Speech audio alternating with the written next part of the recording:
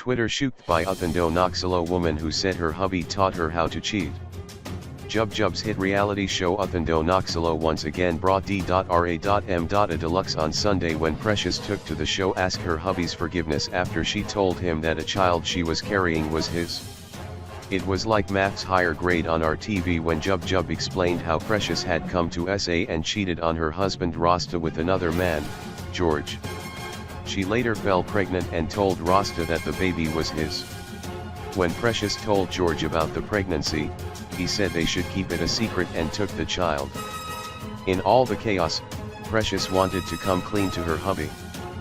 But the drama was nearly sidetracked with Precious claiming she wasn't the only one cheating and once came home to find panties she claimed came from Rasta's side piece. She even claimed that Rasta had taught her how to cheat.